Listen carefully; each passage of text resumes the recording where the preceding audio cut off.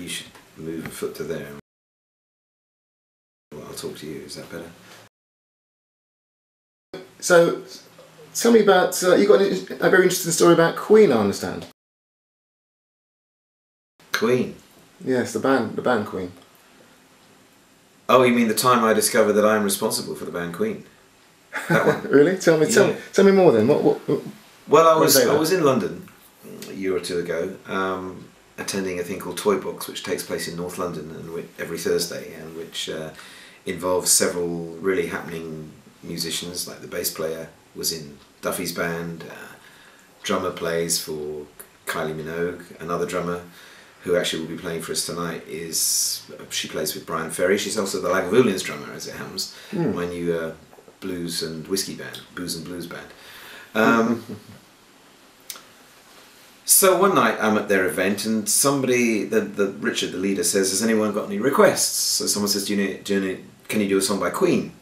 So the keyboard player can't help himself. Before you know it, he's got this wicked grin on his face and he starts playing da da da da da da. And I thought, fuck me, they're not going to do Bohemian Rhapsody. They can't busk that. It's not exactly a 3-chord blues song, you know. It's not Mustang Sally. This goes all over the place.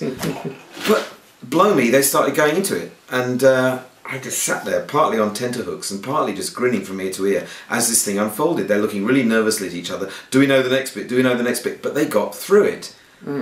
Except that, you know, when it came to the guitar solo, the guitar player just put down his guitar and ran. But as it unfolded, they became more and more kind of like, they were getting into it. They were kind of hamming up the vocals. It was brilliant. It was one of the funniest and best things I've ever seen, actually, to busk that tune. I mean, God, genius, actually. Yeah. But while I was watching it, I suddenly remembered a story from my extreme youth. And I realised that I am responsible for the band Queen. Okay, well that's a bit bold statement. Tell me more about that. How? Well, when I was very young, I was about 19 years old, if that. Me and my mates had a band, and all of a sudden, Jerry, at whose garage we used to rehearse, announced that a singer wanted to audition, was looking for a band and wanted to audition us, so he was coming by for a week or two. And so this chap called Freddie Bulsara came, and you know, had a few jam sessions with us. He even took me down to the Kensington Market one day, and already, you know, the Kensington Market was the place where all the hip people met. And already already there, you know, he was like the centre of attention, and people would just flock to him, and I just sat there and watched. And then at the end of the week, he wanted to get rid of me. He didn't like the way I played guitar. He wanted somebody who played really heavy rock guitar. I guess he wanted Brian May, and I was more kind of Jerry Garcia meets Richard Thompson with a bit of Eric Clapton thrown in, I suppose, whatever. Anyway, that was his reason. The band got together and said, "No, sorry Freddie, you're out. We want Timmy to stay." Really? So, yeah. From that I wrote a tune, which I'm working on, called We Sacked Freddie, very much in the style of Queen. And I'll play it for you later if you like. Not on camera because I can't remember. The words. Sure. But also then I remembered, as I came to write verse 2, what verse 2 is about is of course that day he took me down to the Kensington Market. I thought maybe that's why he wanted to sack me, because what I didn't realise, you know, I was fey, pretty and hair and all that stuff, and quite meek. I was fey, but I was not gay. Yeah. And I suddenly realised I was his date. And that's why he sacked me, because I didn't get it. You think? Yeah! That's a good story anyway. Yeah, it is a good story. But it is true, I mean... So, what was he like as a person? He was quite intense. Very intense. He had the teeth and the hair. Right.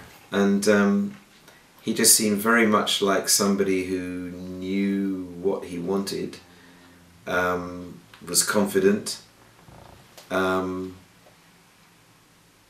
Yeah. He was confident, he was quite charismatic. As I say, when he went into the Kensington Market, everybody just flocked to him already. And I mean, Queen wasn't even a glint in anybody's eye, you know. Yeah. That's quite incredible. Yeah. And what did you think of his vocals when you... Well, he definitely had a powerful voice, more powerful than any of us. Yeah. Certainly me in those days, I couldn't really sing, you know. Yeah. I was a sort of an apology of a vocalist. But I do remember though that we did get invited to their first gig at it was at that big college in Kensington College. What's it called? Imperial College, Kensington, behind the Albert Hall. Oh right, and I just remember them doing this song. All you good people, keep yourself alive. That's all I remember was keep yourself alive. Yeah. And just thinking, fuck, these guys are going to be huge, you know. And Really? they were. They were just right between the eyes. Wow. Yeah, he was obviously a very determined guy who knew what he wanted. Confident, charismatic. And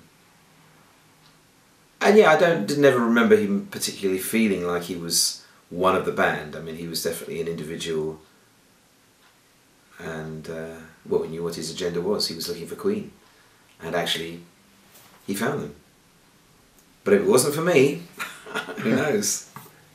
We sacked Freddie. Freddie, he went on to become rock royalty, and now he's an icon. We sacked Freddie.